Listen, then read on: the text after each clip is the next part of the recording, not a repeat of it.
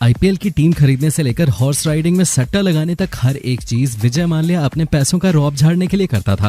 वो अपने आप को इतना अमीर दिखाता था कि मानो उसने पैसों की नदी बहा रखी है। लेकिन जो बंदा पैसे को पानी की तरह बहा देता था, उसकी सबसे बड़ी कमजोरी कुछ और नहीं बल्कि खूबसूरत बालाएं थीं। लड़कियों को देखकर जिसका दिल ऐसे पिघल जाता था जैसे गर्मी में आइसक्रीम पिघल जाती है। दोस्तों, हम बात करें उस भगोड़े इंसान की जो देश लूट कर भाग गया और आज अय्याशी भरी जिंदगी जी रहा है। जी हाँ, आपने बिल्कुल सही समझा, हम बात कर रहे हैं विजय माल्या की, जिससे लड़कियां ऐसे चिपकती थी मानो शहद से मधुमक्खियां चिपक रही हों। और चिपकेंगी भी क्यों नहीं, ये था इतना बड़ा अय्याश की लड़कियों की एक हंसी पे लाखों रुपए ऐसे ही लुटा दिया करता था। और अगर लड़की पट गई तो समझिए कि करोड़ों रुपए उसके पीछे खर्च करना इसके लिए कोई बड़ी बात नहीं थी। ये इतना बड़ा अय्याश था कि उस समय के गवर्नर रहे रघुराम राजन ने ये तक कह डाला था कि विजय माल्या कोई बिजनेसमैन नहीं बल्कि बिजनेसमैन का चेहरा लिए एक नंबर का अय्याश है, जिसने भारतीय सरकार को मोटा चूना लगाया है। आज के इस वीडियो में हम आपको अय्याशी के बेताज बादशाह के बारे में कुछ ऐसी ही बातें बताने वाले हैं जिन्हें सुनकर आपके होश उड़ जाएंगे। बस वीडियो में अंत तक इसी तरह बने रहिएगा। 18 दिसंबर 1955 का वो दिन था जब कोलकाता में विजय माल्या का जन्म हुआ था। इसका बचपन अमीर खानदान में पले नॉर्मल बच्चों की तरह ही गुजरा, क्योंकि विजय माल्या के पिता विट्ठल माल्या बड़ी बड़ी कंपनियों में अपना पैसा इन्वेस्ट करते थे।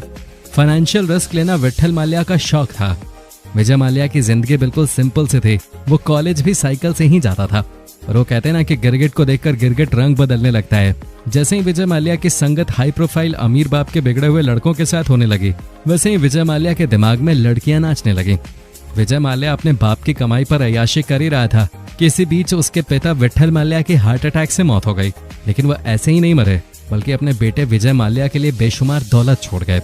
वैसे तो विट्ठल माल्या के कई सारे बड़े बड़े बिजनेस थे, लेकिन इनकी सबसे बड़ी कंपनी यूनाइटेड बेवरेजेस ग्रुप थी। उस दौर में इस कंपनी में केमिकल, फर्टिलाइजर और पेंट जैसी तमाम चीजों को बनाकर तैयार किया जाता था। लेकिन विजय माल्या ने इसमें अपग्रेड किया और न्यूज़पेपर, मैगजीन, यहाँ तक कि किंगफिशर बियर के काम को भी शुरू कर दिया। और इन सभी चीजों के साथ इसने दिन दुगुनी रात चौगुनी तरक्की की और देखते ही देखते विजय माल्या अमीर हो गया। अब भले ही विजय माल्या का अपने बाप की दौलत पे प्लेबॉय बनने का सपना टूट गया हो, लेकिन जब बेशुमार दौलत विजय माल्या ने कमा ही ली तो अपने सपनों को दोबारा से जीने का ख्याल इसके मन में आया। जिसके बाद क्या था, वो जब भी किसी भी खूबसूरत लड़की को देखता उसका दीवाना हो जाता। अगर ये कहा जाए कि औरत ही विजय माल्या की सबसे बड़ी कमजोरी थी तो गलत नहीं होगा। ये बात 1986 की है, जब विजय माल्या एयर इंडिया की फ्लाइट से अमेरिका जा रहा था। इस फ्लाइट की एयर होस्टेस पे विजय माल्या का दिल आ गया और फिर क्या था, विजय माल्या ने उससे शादी कर ली। उस एयर होस्टेस का नाम समीरा था। शादी के बाद समीरा और विजय माल्या का एक बेटा हुआ जिसका नाम सिद्धार्थ माल्या है। ये वो दौर था जब विजय माल्या के सिर पे अमीरी का ऐसा नशा सवार था कि ये दुनिया भर के अलग अलग देशों में जमीन खरीदा करता था। क्या अमेरिका, क्या इंग्लैंड, क्या साउथ अफ्रीका, इन सब जगहों के अलावा कई सारे देशों में विजय माल्या की प्रॉपर्टी आज भी मौजूद है। हालांकि शादी के इतने सालों बाद सन 1993 में विजय माल्या एक रेखा नाम की महिला के प्यार में लट्टू हो गया, जो कि एक बिजनेस वुमन के साथ साथ सोशल वर्कर भी थे। अब जाहिर सी बात है, विजय माल्या अय्याश किस्म का इंसान था तो उससे बस एक शादी की उम्मीद तो की नहीं जा सकती। लेकिन जो इसकी दूसरी बीवी रेखा थी, उसने विजय माल्या से पहले 3 शादियां कर रखी थी। यानी कि आप समझ लीजिए ये जोड़े बिल्कुल परफेक्ट थे। ये वो दौर था जब विजय माल्या को भारत के सबसे तेज तर्रार बिजनेस टाइकून के तौर पे जाना जाता था। पर बिजनेस टाइकून के अलावा भी इसकी एक पहचान थी, और वो थी एक रंगीन आदमी की, जो दिन में तो करोड़ों रुपए कमाने के लिए अपने ऑफिस में तरह तरह के प्लान बनाता था, तो वही रात में शराब और शबाब के साथ अपनी विला में पार्टी करता। इसकी अय्याशी सिर पे इतनी ज्यादा चढ़ गई कि भारत की लड़कियां इसे पसंद ही नहीं आती। अब ये विदेशी लड़कियों को बुलाने लगा था। पर दोस्तों, ये तो वो चेहरा था जो विजय माल्या के करीबी लोगों को पता था। लोगों को दिखाने के लिए तो ये मंदिरों में चप्पल पहने बिना ही चला जाता। बड़ी बड़ी तीर्थ यात्राएं भी इसने की। पर विजय माल्या सुर्खियों में तब आया जब इसने लंदन में टीपू सुल्तान की तलवार के लिए ताबड़तोड़ बोली लगाई, और फिर इसने न्यूयॉर्क में महात्मा गांधी से जुड़ी कुछ यादगार चीजों के लिए भी बहुत बड़ी बोली लगाई। असल में ये सारी चीजें करके विजय माल्या आम जनता की सहानुभूति लेना चाहता था, या फिर कह लीजिए कि खुद को एक हीरो की तरह दिखाना चाहता था, क्योंकि हीरो बनने का भूत तो विजय माल्या के सिर पे न जाने कब से सवार था। तभी तो उम्र हो जाने के बाद भी लंबे बाल और दाढ़ी के साथ साथ आंखों में चश्मा चढ़ाए ये बंदा ऐसे घूमता था जैसे जवानी अभी अभी आई हो। पर ये सब कुछ भी विजय माल्या के लिए मिट्टी के बराबर था, क्योंकि वो तो इससे भी ज्यादा बुलंदियां छूना चाहता था, और शायद इसकी किस्मत भी कुछ ऐसा ही चाहते थे। जहां इसका बिजनेस लगातार तरक्की कर रहा था, पर इन सब चीजों के बीच विजय माल्या को विदेशी लड़कियों के साथ मीडिया ने पकड़ लिया, और ये खबर लोगों के सामने आई तो उनकी सोच इसके प्रति बदलने लगी। लेकिन उसे इस परिस्थिति से भी निकलने का तरीका पता था। उसने इंडियन इम्प्रेस नाम की एक यार्ड, जो कि पहले कतर की रॉयल फैमिली के पास हुआ करते थे, वो खरीद ली। आपको बता दें ये याट माल्या ने प्लेबॉय की छवि को छुपाने के लिए खरीदी थी। अब जाहिर सी बात है, अगर वो अपनी अय्याशी भारत की जमीन पर रह के करता तो कभी न कभी तो पकड़ा जाता। इसलिए उसने याट खरीदी ताकि अपनी सारी रंगीनियत यहीं पे दिखाए। माल्या अपनी इस याट में कोई नॉर्मल विदेशी लड़कियों को नहीं बुलाता, बल्कि महंगी महंगी मॉडल्स को खूब सारे पैसे देकर अपनी अय्याशियों के लिए बुलाता। दोस्तों, माल्या का एक कैलेंडर भी हुआ करता था जिसमें उन्हीं लड़कियों को एंट्री मिलती थी जो इसे खुश करते थे। हालांकि ये कहना गलत नहीं होगा कि कई सारी बॉलीवुड बालाएं भी इसके साथ वक्त गुजार चुकी हैं, क्योंकि अब जाहिर सी बात है, इतने अय्याश इंसान के साथ कोई पढ़ाई लिखाई की बातें तो करने जाएगा नहीं। बाकी तो आप समझदार ही हैं।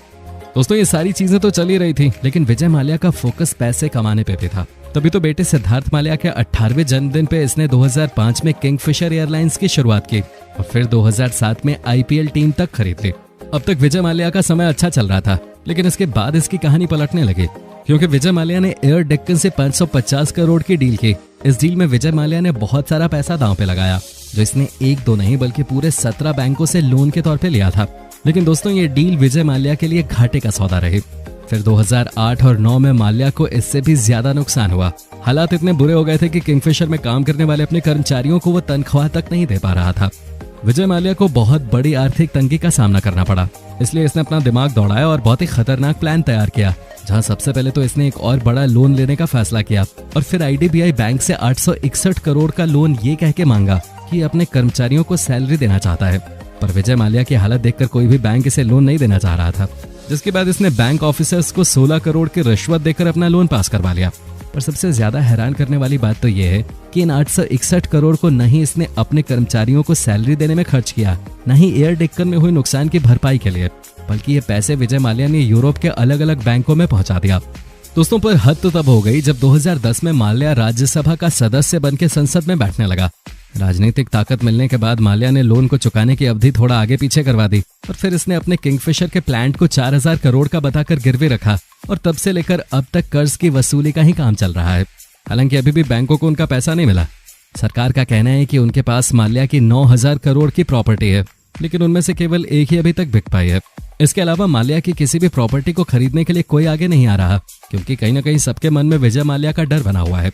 भले ही 2 मार्च 2016 से विजय माल्या भारत से फरार है, जिसे भारत वापस लाने के लिए सरकार ने तमाम कानूनी दांवपेच खेल लिए, पर अभी तक विजय माल्या को भारत वापस लाने में सफल नहीं हो पाए। बैंकों का पैसा खाकर विदेश में अय्याशी भरी जिंदगी जीने वाला ये विजय माल्या आज भले ही आराम से जी रहा है, लेकिन यहाँ सबसे बड़ा सवाल ये आता है कि आखिर ये भारत से भागा कैसे, क्योंकि बैंकों से इतना सारा पैसा लेने वाले इंसान को यूं ही भारत से निकल जाने दिया गया। ये इतनी आसान बात तो नहीं लगती। दोस्तों, इससे ये बात साबित होती है कि विजय माल्या के सिर पे न सिर्फ सरकार का बल्कि बहुत सारे बड़े बड़े लोगों का हाथ है, जिनको ये पैसे देता है और बदले में वो लोग इसे आजादी देते हैं। तभी तो ये आज खुलेआम अपनी जिंदगी जी रहा है, वरना इतना सारा पैसा चोरी करने के बाद भला कौन देश होगा जो अपराधी को आराम से जीने देगा। हालांकि हमारे देश की सरकार समय समय पे ये दिखाती रहती है कि वो विजय माल्या को देश में लाने की कोशिश कर रही है, लेकिन अगर कोशिशें इतनी ही सफल होती तो आज विजय माल्या जेल की सलाखों के पीछे होता, आज वो खुलेआम अपनी जिंदगी नहीं जी रहा होता। और इसके जिम्मेदार कहीं ना कहीं वो भ्रष्ट लोग हैं जिन्हें जनता के पैसों से ज्यादा विजय माल्या की दी गई भीख पसंद है। दोस्तों, इस पे आपका क्या कहना है, हमें कमेंट करके जरूर बताएं और इसी तरह के वीडियोस को लगातार देखते रहने के लिए हमारे चैनल को लाइक, शेयर और सब्सक्राइब करना ना भूलें। धन्यवाद।